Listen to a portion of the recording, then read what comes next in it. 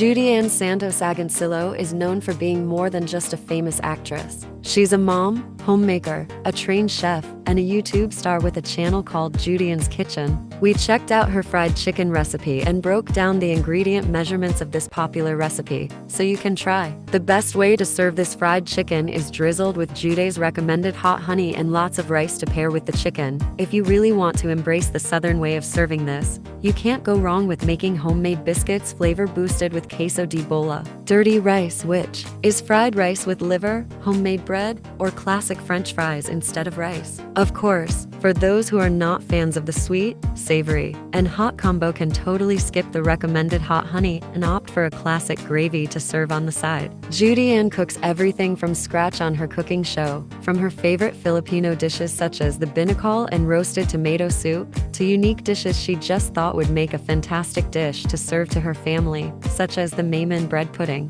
One of her all-time favorites is this recipe for a buttermilk marinated fried chicken, which she proclaimed the perfect fried chicken. Each is a crunchy, flavorful piece of chicken because the ingredients that go into the marinade, as well as the coating, have a little something extra in it. This is what she does. She adds splashes of hot sauce to the buttermilk marinade and a dash of ground cinnamon to the seasoned flour mixture. You'll never taste it, she admits. In addition to the other ingredients which make up the already flavorful coating, she serves it together with hot honey. It's hot because it's spiced with chili flakes. Sweet, savory, and spicy all in one chicken. It's a delicious combination that you just have to try. Judy Ann advises you as she's cooking her fried chicken, but there are a few that you might want to do too, to make your fried chicken as perfect as possible. A brine is a simple combination of salt and water, and this is what makes chicken as well as pork chops juicier since the salt in the water is absorbed into the meat. This absorption means chicken is always tender and tasty at the same time.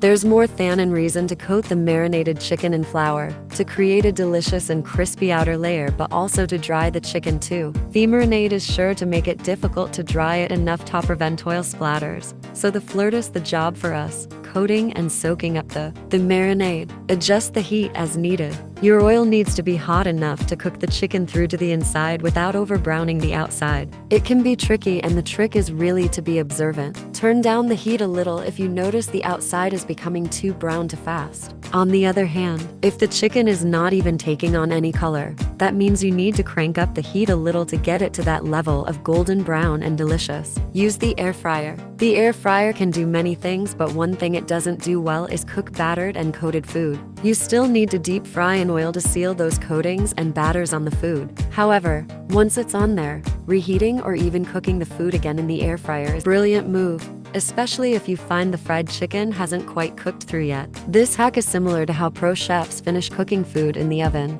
Instead of an oven, the air fryer is used, and it's faster too.